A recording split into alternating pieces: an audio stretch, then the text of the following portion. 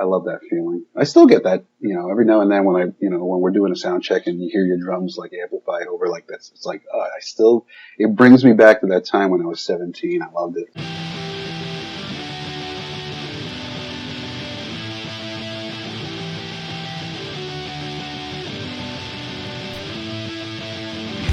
Hello and welcome to Where the Living Room Used to Be, a podcast about Rhode Island's music scene.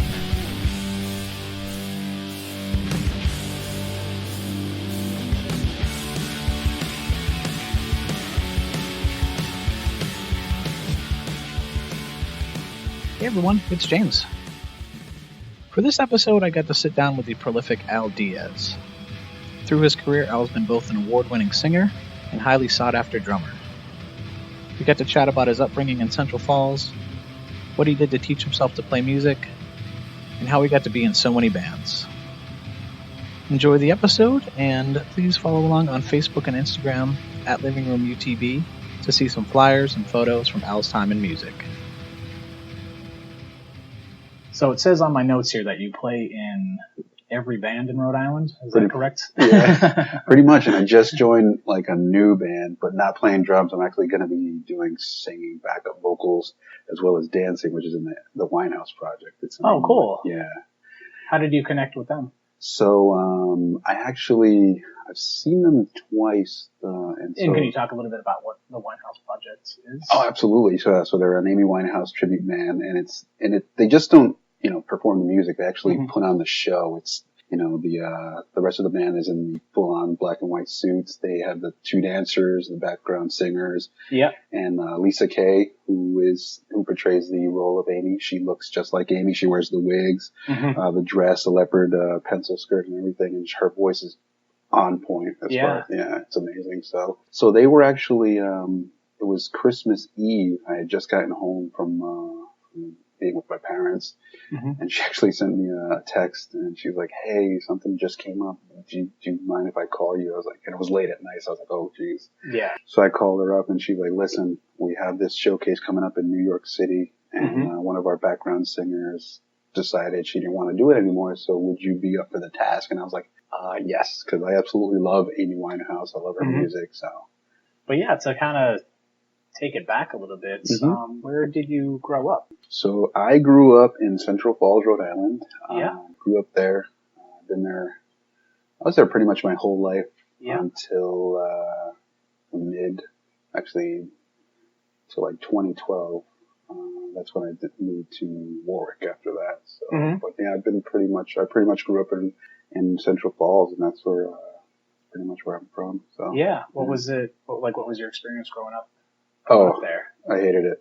Yeah. Yeah, because I was like the shy kid, and growing up in Central Falls in like the late 80s or early 80s, early 90s, it was rough. A lot of kids were rough, and I wasn't the kind of kid who was always looking for trouble, but trouble was always finding me. So I absolutely hated growing up in Central Falls, but I also I had a lot of great times there because that's where most of my family's from. So. Every weekend I would go with my dad to his our family friend. They had like a local, like a band. They play what we call vallenato. Vallenato is like, music from our homeland in Colombia. Okay. Yeah. So they had like a little cool band that they'd play with every weekend. And, where would they do that? Right in the basement on Pacific Street, which is right off Broad Street in Central Falls. Near City Hall. So okay. Yeah, so every weekend it was a weekend thing, and I'd go with my dad, and I would just watch him play. He used to play every now and then he'd either play the conga, which is where I got my love for percussion. Yep. Or he would play we call it la guacharaca, which is like I think it's called guero. Okay. So he would keep time with that. So yeah. That's awesome. Yeah. So that's really what kind of spurred your interest into percussion specifically, or just music in general? Just music in general, because growing up as a little kid, my parents had quite the array of vinyl between salsa and vallenato. My mom was more the vallenato. Vallenato is like kind of considered the country music of like in Colombia, and then salsa was more the dancey upbeat rhythm. So so that's where I got my love for both both of the music. And then, growing up as a young kid in the 80s, around 83, we ended up getting cable for the first time. So then things changed because on top of that, MTV came along and I instantly became obsessed. Really? Yeah. So, cause I love music to begin with, but then to actually see it on TV, that was, for me, that was one of like a life altering experience for me. Yeah. So. You just really started to connect with all of that. Mm-hmm. Absolutely. Yeah. So, yeah. So when did you start playing music then? When I first, I've always wanted to, it's so funny because I'm one of those kids who had ADD. So, my parents wanted me to take accordion lessons. And, oh, really? Yeah. And the thing back in the day, like, I think it was around 84, 85. There was like this accordion school in Pawtucket, and basically the trade-off was like if you took so much time of accordion lessons, after a while they would pitch in for the instrument of your choice. But I never, obviously at that time always wanted a drum set, but that never happened because I just never picked up on the accordion. It was just too much. Do you remember the name of the shop? Oh God, I don't remember. Okay. I know it was on Mineral Spring Ave. I drive by it every day. It was just a house, and I remember going there for my first lesson. I went there, and I come walking in. It was set up like this, and there was two front, like a double parlor. Yeah, double parlor. So the first half was the teacher, and then you had like I would say like 4 rows of chairs, and in those chairs you just had kids with accordions. I'm like, oh my God! So wow. But then after that, I would have to say that I didn't.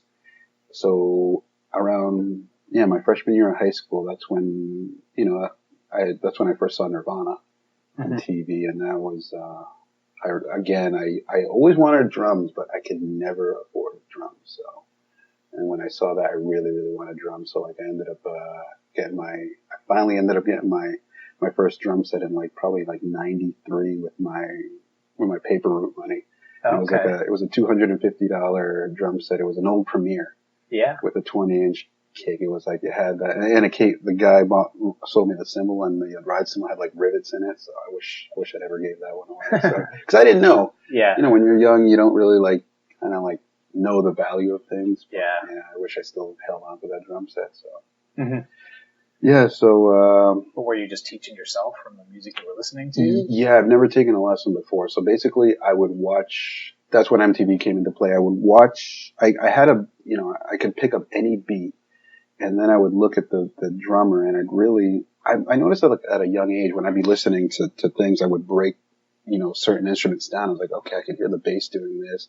Mm-hmm. I could hear the drums doing this. I could hear the bass drum doing that. And that's when I really started visually concentrating on things. I was like, all right, I see what this drummer's doing. He has his right hand over here hitting this cymbal. At the time, I didn't know what it was. Yeah. So, the hi-hat. So, and that's how I kind of taught myself how to play the drums. Yeah.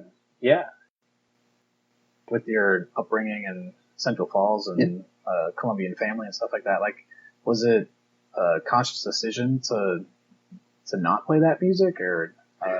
No, it was just tough because at that time I couldn't find any players that would want to play that kind of music. But but it was because I was born in Colombia in 76, and I came here in 78, so it was quite the transition because I was a young kid and I barely knew how to speak Spanish, and I barely knew how to speak English. So that was tough. So that's why I think because of it, I ended up getting somewhat of a learning disability. So it takes me a little while to get things, but I think that's the other reason why I became so animated, because I watched so much television. Yeah. But I mean, as far as becoming, I would have to say I became Americanized, because super Americanized, because we moved. Our first house was next to a Vietnam vet bar.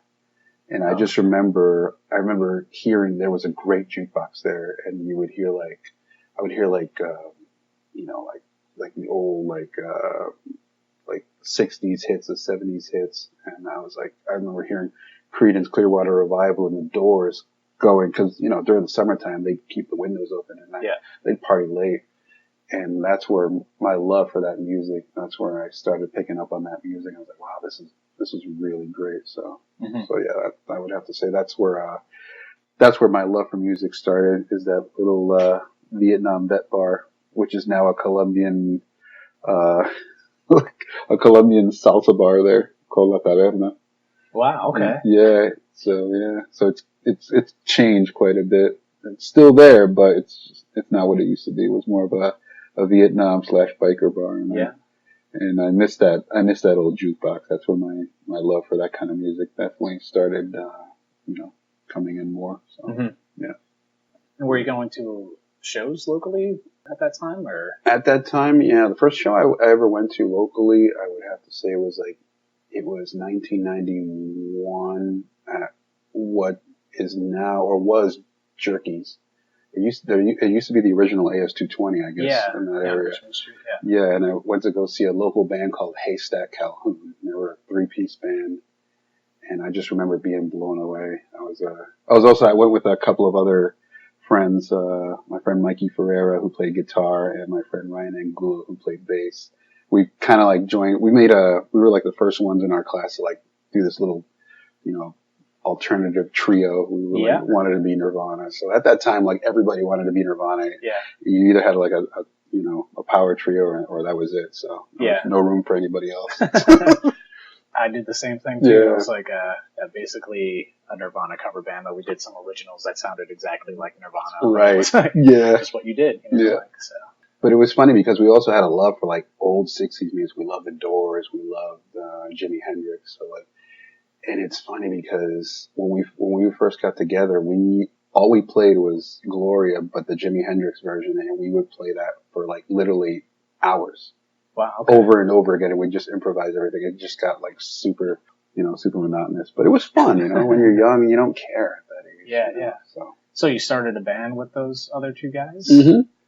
What was the name of that band? So we went through a bunch of names. It was Al and Los Huevos Rancheros, and then towards the end, when we finally became seniors and we played our first show, which was at the living room in '95, it became Cool Whip Cowboy. Okay. Yeah, it was funny because all our songs were about food for some reason. Cool Whip Cowboy, we had Jesus Wears Corduroys while eating candy bars or something like that. There are all these absurd names, but it was it was fun. It was fun. And it was kind of grunge rock kind of stuff, or? Well, at that time it had progressed into something a little bit different. It was more kind of I wouldn't say novelty music, but it kind of was. It was just funny music. We didn't take ourselves seriously, so. Yeah, okay. Yeah. That's cool. How was that experience then, playing at the living room? Oh man, that was fun. So the first time I'd ever stepped foot into the living room was hilarious because that was our first time. So it was the summer of '95. We had just graduated high school. We had gotten our first show there, and I just remember that smell. When you first walk into the living room, it's just piss and stale beer. Yeah. Yeah. But it was so much fun. I remember I had never done a sound check before. So, I'm setting up my drums and the sound guy's kick. He's kick. And I'm like, what's a kick? Yeah. Cause I didn't. What do you want me to kick? You want me to kick something? Right. So I was such an idiot. So I'm looking at, so I'm going like this, and my guitarist goes, dude, your bass drum just hit your bass. It's oh, boom. Yeah. So I'm testing out the sound, but it was cool because we were all the same age, and when he told us to play a full song just to hear how the sound, that first time you ever hear your music amplified over, it is it's oh my god. So I love that feeling. I still get that, every now and then when when we're doing a sound check and you hear your drums amplified over this, it's it brings me back to that time when I was 17. I loved it. So great. Yeah. That's one thing that I love it. That feeling never goes away no matter what. So yeah. And I still get it at 43. 43. And how often were you playing with that band? So we did a couple, we didn't really get serious because, a lot of us after that, we went to college. So, we kind of went our separate ways. My friend Ryan went to become a cook in New York. he's still there apparently. I haven't spoken with him in years because his friends drift apart and we have our different lives. But it seems like I'm the only one who's never stopped playing music no matter what. Okay. So, yeah, but as far as like, we never really played ever again. So yeah. After that, I would have to say like the next time I played in a band was this back in like '98. Or was it 96? 96, sorry. 96, I ended up meeting with these guys called Lucid, and they needed a singer, and that was more like on the heavy side. So that was like a cross between like Rush and like Dave Matthews and Iron Maiden. It was such a weird mix. We were like a progressive, like, I know, it's like all these combinations. Oh, and Incubus, because Incubus had just dropped Science, and we were so like heavily influenced by that. So like I've like gone through like I've played like every genre in music because I just love music. So I was like, I'll give that a try. Yeah. So yeah. But how did you kind of maneuver through that stuff if you haven't like taken lessons like singing and stuff like that? Well, that's the thing. My story is going to go back and forth because through the years I've gone from a lead singer to a drummer back to a lead singer. So with Lucid, I sang with them and we did a couple of albums. We did, and we played the living room a lot because we were still young at the time, so we didn't know anything about like touring or anything like that. So we just kept it local all the time. So. But did it just seem to come naturally, like singing to you, or did you, ever like train with anyone, or not even like an official sense, but did you have like a family member that kind of taught you how to sing? No, not really. Well, my mom has a really good voice. My dad would, he's more like the instrument player, but my mom has a really good voice. So I'd hear her sing. So, but I would just listen to the records and just like, I would hit the note and feel the note. It's like, oh, I can do this. It's weird. I never like, music always came naturally to me. I was like, oh man, I can do this. So I just, kept doing it. Yeah. But as far as like actually, taking like, the only time I ever took a lesson was, my freshman or sophomore year of college. There was this teacher at CCRI. Her name was Susan. I think her name was Susan Rogers. And I did a couple of, probably just a year of vocal training with her. So she taught me how to breathe right. And, okay. Yeah. Yeah. How to, cause there's, you have to position your mouth like a certain way, like, and she taught me how to like, she would tell me the difference. It was like, sing a song, stretch your mouth out. Yeah, I was like, instead of it's like, it sounds better, like, more resonance and stuff like that. Yeah, so, all right. Yeah, so she was pretty cool. Like, but yeah, so it's, in my life, it's been between like singing and drumming, and a little bit of guitar playing. Yeah.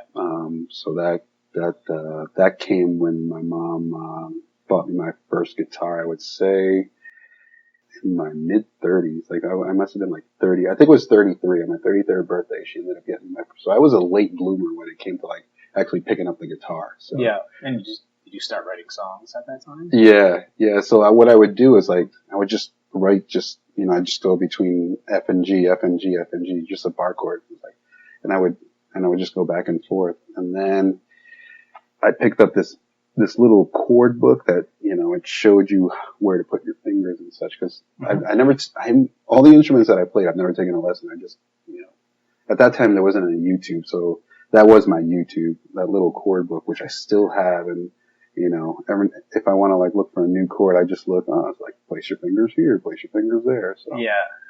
So that's how, so I pretty much taught myself. So that sometimes like when, really well trained musicians are talking to me, like my brain gets, it just goes sideways because I don't know what they're saying.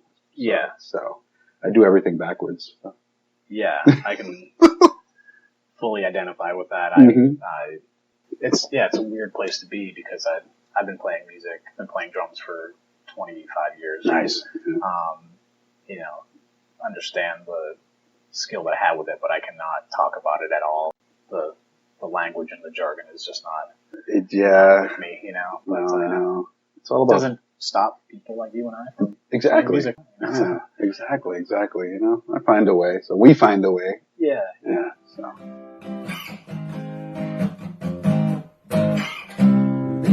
Baby, oh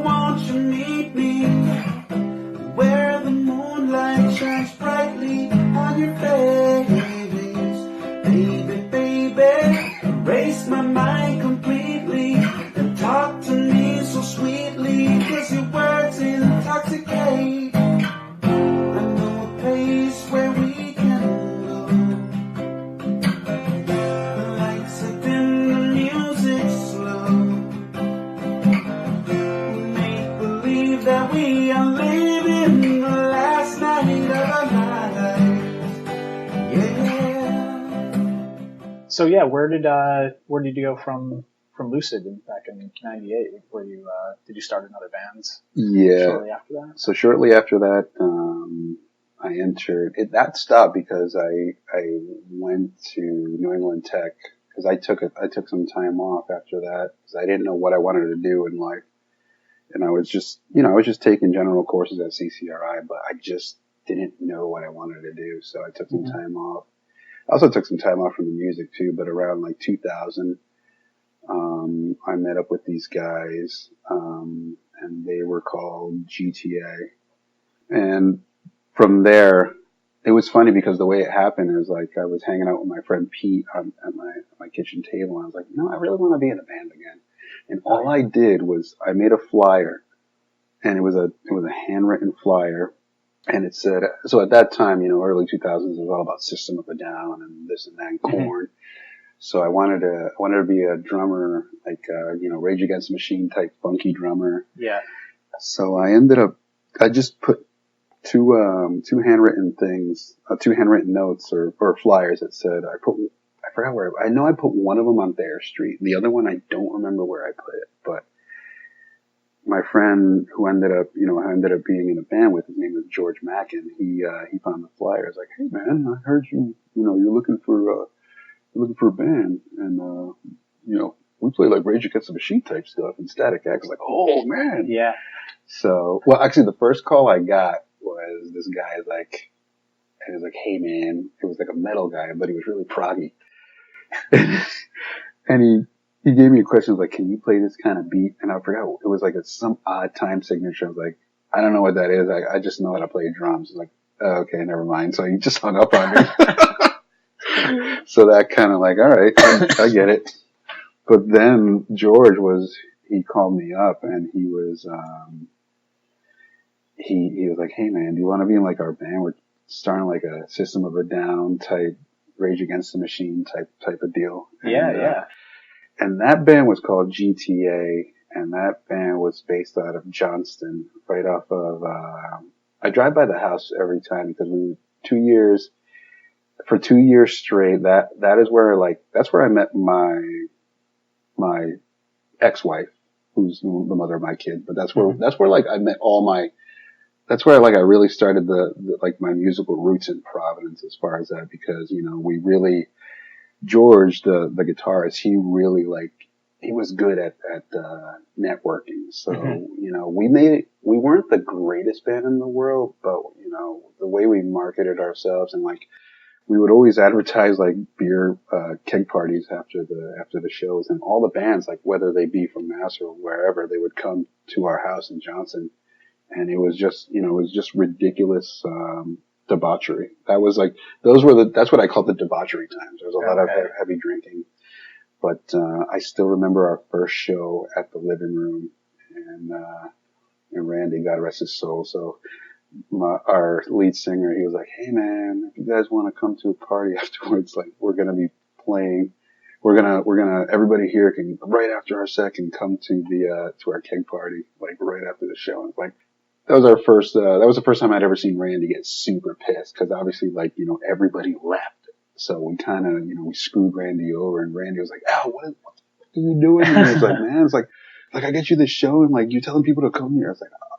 And that's when I realized, I wasn't thinking at the time. I was like, Randy, I'm so sorry.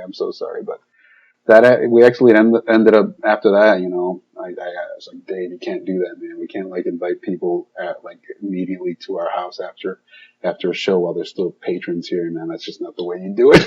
Yeah. But we were young and dumb, so. Yeah. But that band was cool. So, it was a lot of fun. We had a keg party one year. It was called the April Fool's keg party. And it was supposed to be like an April, you didn't know whether it was going to be a keg party or not, but we ended up about 500 people ended up showing up in that little apartment, and we had like 8 bands play, and the cops finally showed up because it was weird. It was on the Johnston Cranston line, so you had the cops were waiting on the other side. On the other side of the street, because that's what divided the cities, and and I just remember they just came barging in, like, everybody out. Yeah. So a couple of young kids stole one of our kegs and just split. And so, Do you remember any of the other bands that played that night?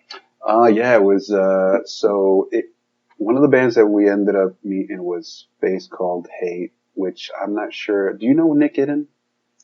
Name sounds familiar. Yeah, he's the drummer in the Quahogs. Oh, okay, yeah. Yeah, he's the long hair. Yeah. Yeah, so that's where I met him for the first time. That's where our friendship started. So we had, there was a band called Donnybrook. They were from Maine. Oh, yeah. Yeah. Ended up becoming Red Cloud Revival. They actually ended up doing really well in Rhode Island. They said the reason they moved down to Rhode Island was or Providence. They said specifically Providence is because, the only bands that would go up to Maine were bands from Providence, and they decided, they were trying to get, down here and try to get their career started, which they actually did. They ended up recording with like some pretty well-known producers after that, but, they came down to Providence because of Kilgore and Shed. You remember those bands? I do, yeah. Yeah, so they came down because Providence showed some love to Maine, so the Mainers became, Providence people. So it was a great time, and a lot of those bands obviously we met through the living room too. So so that's cool. So that band GTA lasted for about 2000 to about 2002. So then after that it kind of slowed down because 2002 my first daughter was born. So so I became the family man. So I had to pump the brakes on that. So, yeah. But then after that, 2003, then Kanerko came along. Do you know about Kanerko? Yeah. So Kanerko, that's when my drumming really took a backseat, because from 2003 to 2012, when we split up, that was just full on, just me as a front man. So and that band was a lot of fun, and the living room was our home. That's where we would always play, all our shows. And with that band, that was great because Randy loved us. We were all, we loved Randy, and it was just like, it was great. We got to open up for a lot of great bands there. We got to open up for Nonpoint, Seamless, The Sword. It was great. Trivium.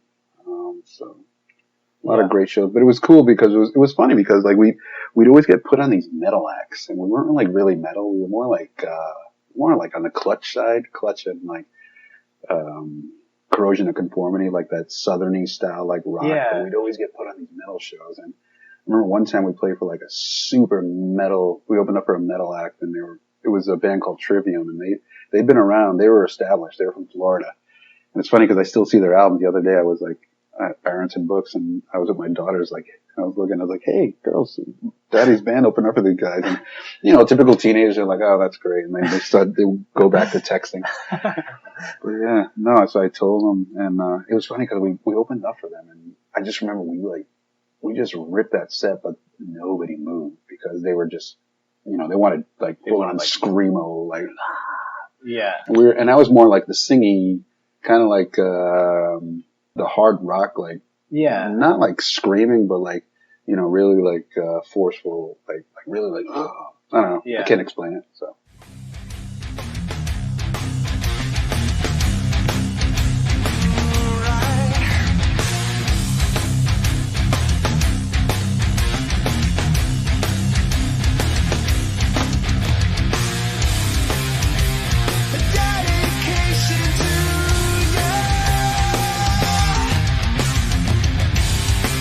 All the struggles, the failures, the heartaches you've been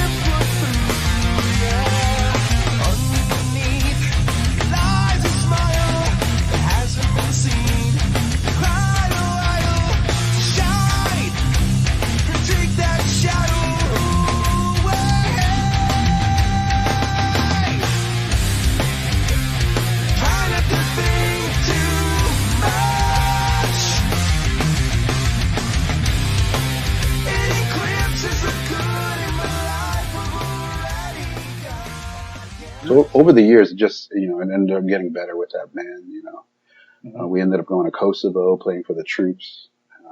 Really? Yeah, that was a good time. How did that come about? So basically, there was this band from northern Mass called Birch Hill Dam, and they were originally supposed to go on that USO tour in Kosovo, but they couldn't make it, so they offered it to us. So we took it, and it was probably one of the best experiences of my life, of our lives musically. Yeah.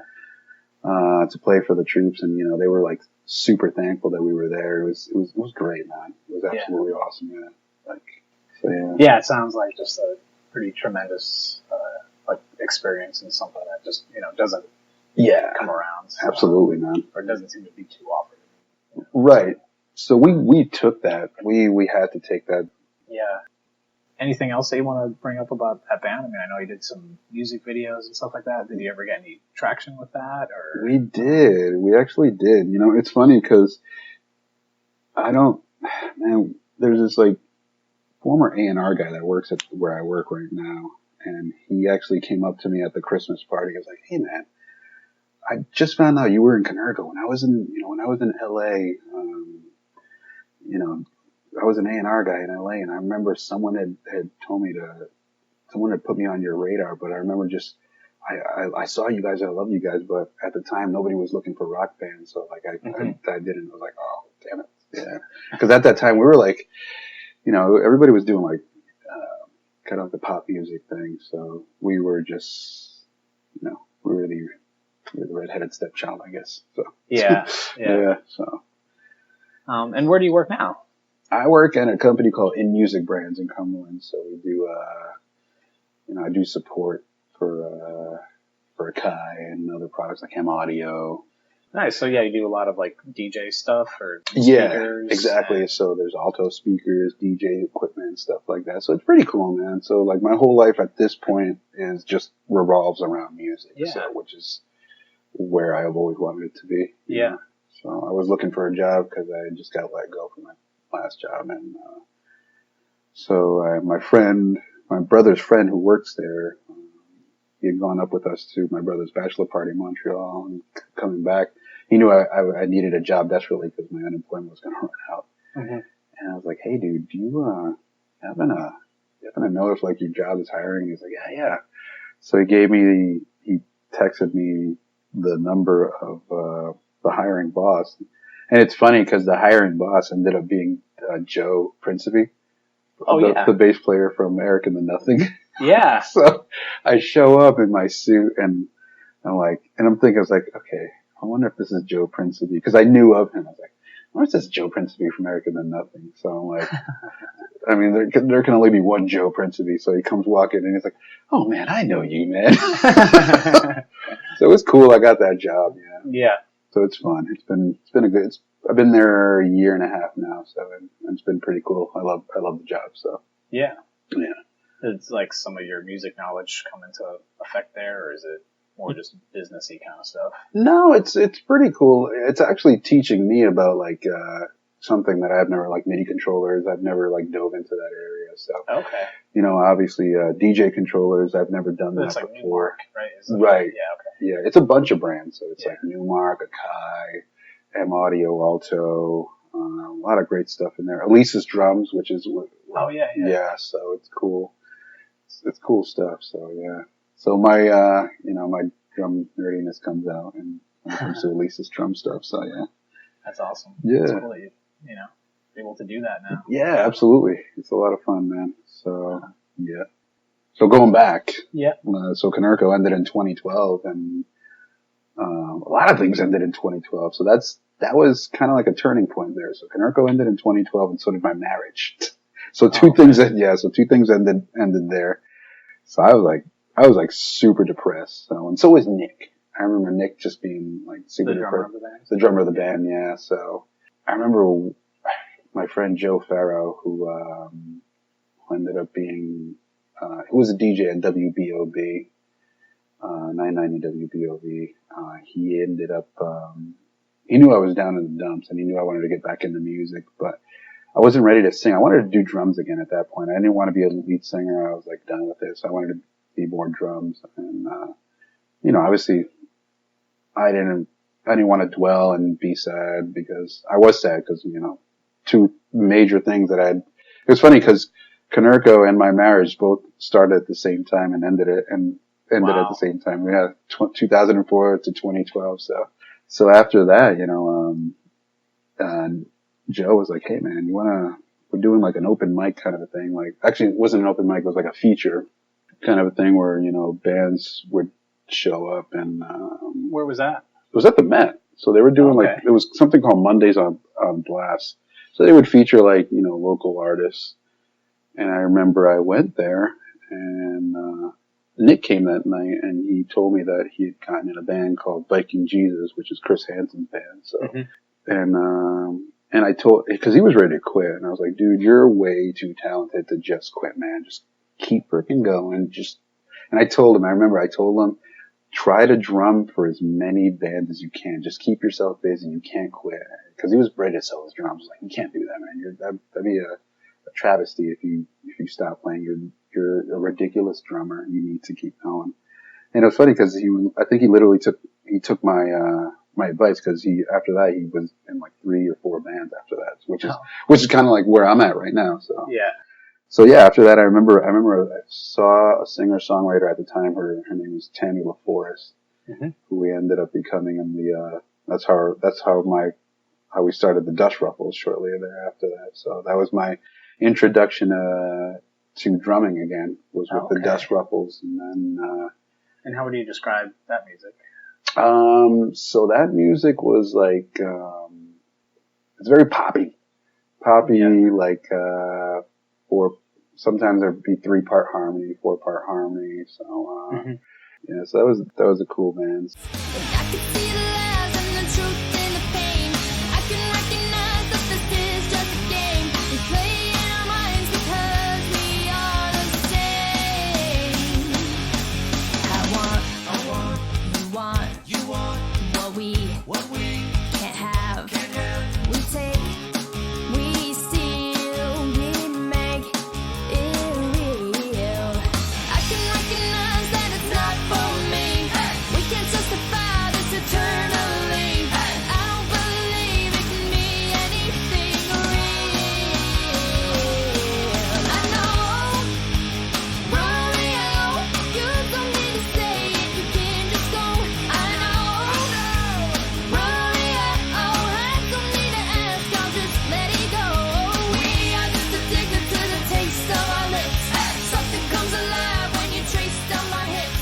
So dance with me. Tomorrow's gonna change and you will have to go. Around that same time, so I ended up joining a lot of bands. So Like they were just kind of overlapping? yeah, they were kind of overlapping. But so after that, I ended up joining Pistol Shot Gypsy, which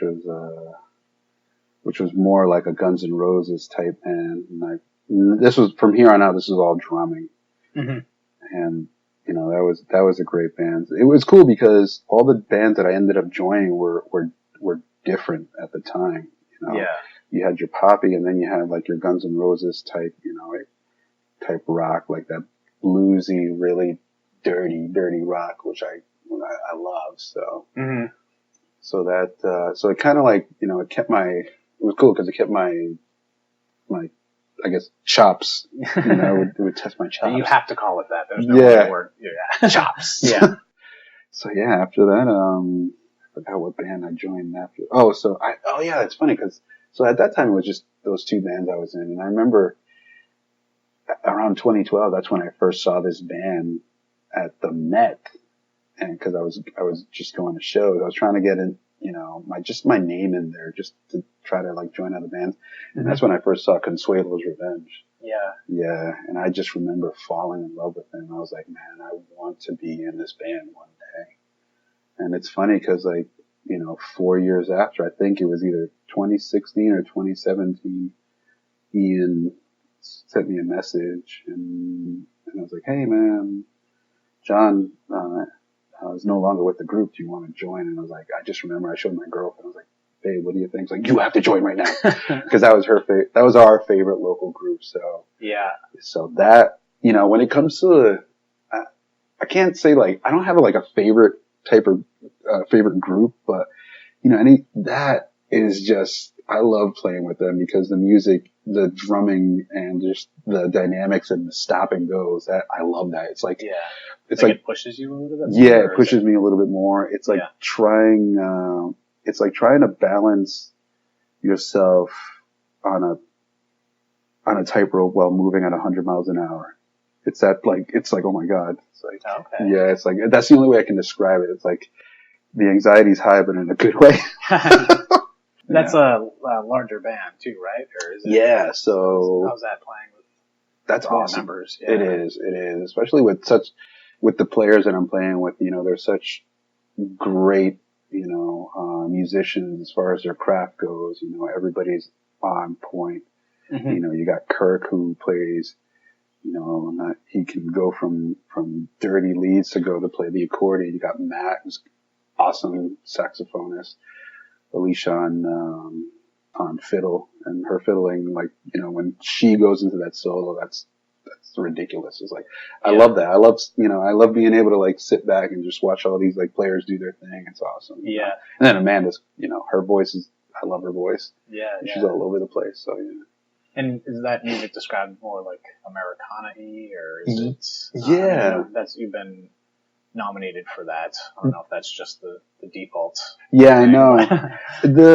We still kind of play like that Americana type sound, but it's kind of like progressed into a more, like there's this one song, because we've added, Nick Smith, who was the original lead singer,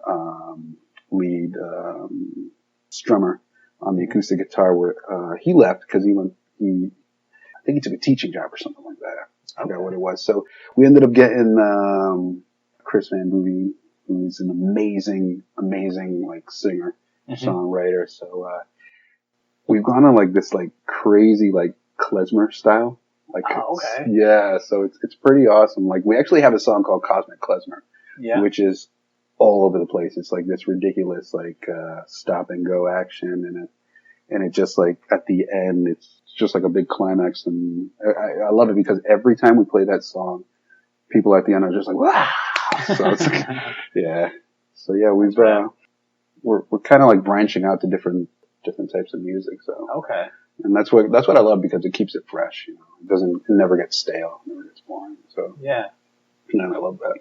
And you guys stay pretty busy too, right? You play quite often, and yeah, absolutely. Like right now, we're trying, I know we've been saying this for the past couple of years, but we're trying to get like the latest album, because we definitely have enough songs to make an album. So it's just finding the time, because everybody's busy with other projects. So especially when you got that many band members and everybody's doing their own thing, it's, trying to get a date nailed down. Sometimes that can be a little tedious, but it doesn't matter because we still have fun regardless playing these shows. And so far, the shows, we played less shows, but the shows that we decided to play, they've been really, really beneficial for us in the way where we've garnered like a new audience, because there were a couple of shows we played down in South County, and we hardly ever played down there. And the shows that we did get there, it just really, like, people really dug us. So, so towards the end of the summer, we played the Warren Folk Festival. That was awesome because I didn't realize there were going to be that many people there.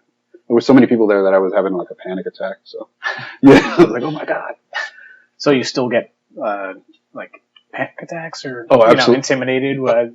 Absolutely, yeah. That'll probably never go away. It's funny because I'm shaking until I hit that first note and then it's gone. Yeah. So it's weird. I can never shake it no matter what, but I love that feeling. It's a good panic attack, or a good like that kind of anxiety, or it's like let's get this going. Energy of right. Yeah.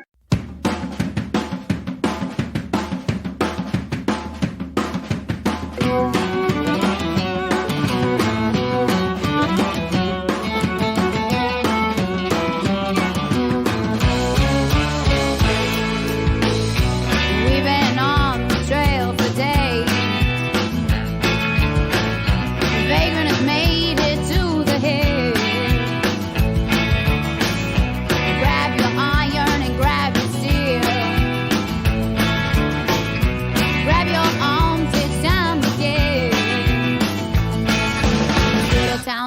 walking, everybody knows the plague must be removed. Devil walks in a tailored suit, all fall down. Better run, little devil, run, little devil. Run, little devil, run, little devil. Where have you recorded in Rhode Island? Have you been to any studios here? Yeah, absolutely. So I've couple of my bands have SEXCoffee, Pistol Shot Gypsy, and the Dust Ruffles. We've recorded at Galilee Studios, which is George Dussault studio in Cumberland, and it's so cool because it's just, you know, it's out in the middle of nowhere. It's just a little house, and you enter in, and it's, he's got his drums there. He's got his little studio, but man, that he knows. Yeah, it's a great studio. It makes you feel at home. You know, he doesn't he doesn't intimidate you, man. He relaxes you because, you know, for me, recording is a nightmare because, you know, the metronome is not my it's not my greatest friend because I tend to speed things up a little bit. So yeah, especially that's when my anxiety. So, you know, but he just tells me to just relax. So usually it's just, he calms me down after that. Yeah. Yeah. I've never been able to do it, to be honest. It kind of takes away a lot of the feel. Exactly. Yeah. So maybe my albums suck, but I don't know. Like the drums are off just a little bit, but I'd rather have them be off a little bit than like have this like metronome in my headphones. Yeah. So it's tough, man. It's tough. That's when it's like, frick. Yeah. Yeah. It always happens like when I finish a fill, it's like, oh crap, I'm off. So, yeah. Cool. Where did Kanerko do their album? Oh, so Kanerko, we recorded with Pete Rucho in Fitchburg, Massachusetts. Oh, okay. We did both of our albums. Actually, we did, so altogether we did 4 albums. We did a 7-song, kind of like, I guess that's an EP? No, I don't know. 7 songs. Well, it had 8 songs, but we couldn't, the 8th song was, a hidden track because it was, for some reason, the record they wouldn't let us put it on there. I forgot the disc makers. It was Communication Breakdown by Led Zeppelin. Oh, okay. Yeah, so it was a hidden track. But we recorded that with Joe Moody, the late, great Joe Moody, God rest his soul, at Danger Studios. That was a lot of fun. That was in 2004. And then we recorded like a 3-song EP with, in Brooklyn, New York in 2006 with Joey Z, who is the guitarist of Life of Agony. Mm-hmm. That was fun. That was pretty cool. So it was like, and then the last 2 albums of those big albums that we have, the full length ones, those were recorded with Pete Rucho, and those were a lot of fun. Mm-hmm. Yeah, those were a lot of fun. Yeah. But actually, no, the last album we did with Kanerko, that was actually Pete came to us. So he had his mobile studio, and because we loved the first Pete Rucho album, but it was, it sounded great, but it didn't capture what we were as a band, the sound, the Kanerko sound. So we wanted more like that gritty, the basement sound, like This Is Us. And that's on the second album. That's what we got. He came to us, he recorded it at our practice space, and it's probably one of my favorite Kanerko albums of all time. I still listen to that album, and because it was us, we were comfortable when we recorded it, and that's what we have right there. And there wasn't like these big, echoey effects. It was just like kind of like almost dry. The drums are dry, the vocals were dry, just gritty. That's what we wanted. Yeah. Where was your practice space? Barrington. Yeah, Barrington, Rhode Island. I know, it's like gritty Barrington. Yeah. We did this like crazy metal album in Barrington. I know. Total opposite. I had like super long hair and black everything. And Barrington. Yeah. Exactly, yeah. It was like the mean streets of Barrington, man. Yeah. It was fun. It was a great time. I miss playing with those guys. We recently got together for a couple of practices, but we have families, and a couple of us are in a crap load of bands, so. Yeah. But yeah, hopefully one day we'll do a reunion. So hope That'd be great. Knock on wood. Yeah. Cool. Yeah. Yeah. Are there any other bands that I'm missing that you want to talk about? Or see, yeah, I think we talked about SEXCoffee. SEXCoffee is like you just briefly mentioned that. But yeah, so SEXCoffee's been around a long time. So they've been around since I believe 2005. Okay. So I believe I'm like their 5th or 6th drummer. Yeah.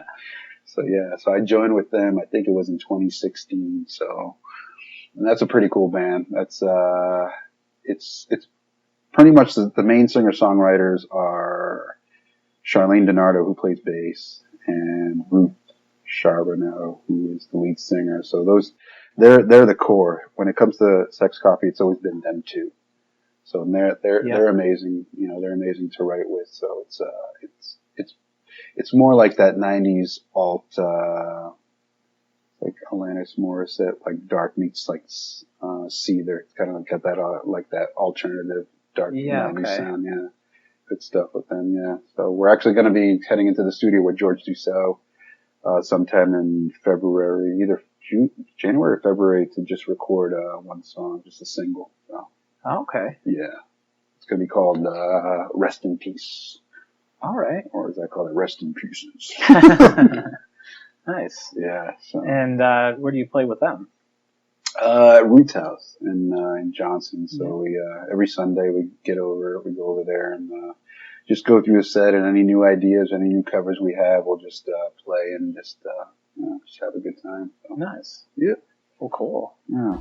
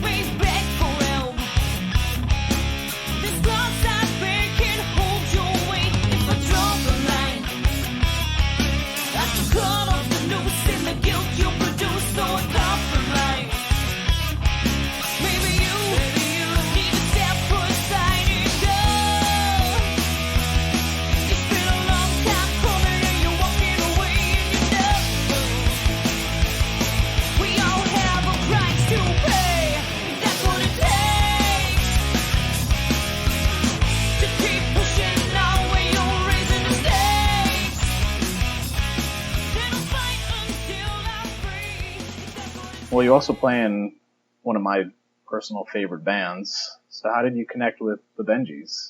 Yes, the Benjis. I love the guys. Phil and Marissa, yes. So that was cool because, so the Dust Ruffles, we played at PVD Fest, PVD 2018, and the Benjis were on after us. So, you know, we played a set, and then I just remember like Marissa was like, God, you guys were great. Cause, you know, Marissa's really super bubbly and friendly. She's like, you guys were great. That's awesome. Like, so we ended up, you know, just talking and meeting there. And, I forgot, I think it was a couple of weeks after that. My girlfriend and I went to go see a show, at the the defunct Shelter. Which was the video arcade place where people would play shows. So we went to see Eric and the Nothing. They were playing there that night. And Marissa and Phil ended up walking in, and she's like, hey, aren't you Al and the Dust Ruffles? Like, yeah. It's like, cool. So we went home, and later on that night, she ended up hitting me up. She's like, hey, would you want to play? It's funny because people they'll always hit me up on Facebook like, hey, would you want to play in this band with us? Because our drummer's leaving. So yeah. So yes, I was like, and I listened to their stuff and I absolutely fell in love. You know, I listened to the first album, and they're just great songwriters. Like the songs that they write are so catchy, and I was like, oh my God, I want to be in this band. So that's how that happened. So this summer, August of 2018, we played our first show at Dusk together, and it was ever since then I've been with them. So cool. Yeah. And what do you have playing with them? Do you have Yeah, so right now, I've had to miss a couple of shows with them because I was either out of town or I already had another show with another band. But our next show is going to be, I think, sometime in February, which is going to be Marissa's birthday at the News. Yes. Look that up. Marissa's birthday romp, February 5th. Yes. So I think so that's when it's a Wednesday, yeah. That's our next show, so I'm looking forward to that, because I haven't played with them in forever, so. Cool. Who else is on that show? Because I'm sure it's going to be a party. Oh, yeah. Yeah. Let me look this up for you quickly, because I want to. Marissa's birthday romp. Here it is. Yep, February 5th at the News, and it's going to be the Joy Boys, Fine, Tree People. Oh, nice! And artist Jackie and Beat Company. Nice. Yeah, so that's going to be an awesome show. Yeah, so I'm really excited about that. So, yeah, so that's going to be a good time. Cool.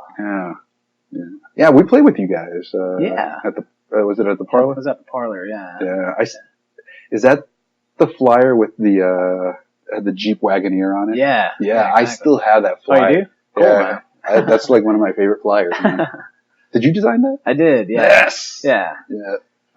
So yeah, with Umbrella Co, they just kind of gave me a little bit of space to do some more design. Nice. Even though like Chris, who's the bass player, is a much better artist. Like he teaches art and and all this other stuff. They were just like, like he does like video, like a ton of video work. He's just way more talented than me. But they're like, James, if you want to do the flyers, I'll do them. So, I loved it, man. I loved it. That's seriously one of my favorite flyers. I use it as I have the big one, the full length one, and I have a small one that I use as a bookmark.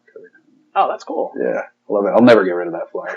It's like my favorite. Oh, that's awesome. That means a lot. Yeah, good stuff. What would you say is your greatest musical accomplishment? Oh man, I would. I guess. Well, I did win when the Phoenix was around. I believe it was 2012. I won Best Male Vocalist for. I think at the time was called Loud Act, which is Kanerko. Yeah. So I think it was either 2011 or 2012. So that was pretty cool. Yeah. So I got recognition there. We got recognition there. Yeah. I think we ended up winning both categories, Loud Act and Best Male Vocalist or something like that. So that was pretty cool. Yeah. I still have like my little gold record from the Phoenix. Yeah. Oh, that's cool. Yeah. So that was pretty cool. But other than that, I would have to say again, I think it would have to be playing for the troops and Kosovo, going there. And, that was a lot of fun. That was a lot of fun. And, again, it was quite rewarding too, because I was talking to a couple of the soldiers and they had been away from their families one was away from their family for a couple of years, just stationed there, I think it was. And man, I just can't imagine, Yeah. So, just to, see the joy in their faces, music from home. That was for me, that was rewarding. I was like, this is great. So, yeah, I would have to say probably, that was the best, for me. Yeah. That's cool. Yeah. It's great. You got to do that. Yeah. Well, thanks so much, Al. Appreciate it. Thank you, man. Thanks for having me. This has been awesome.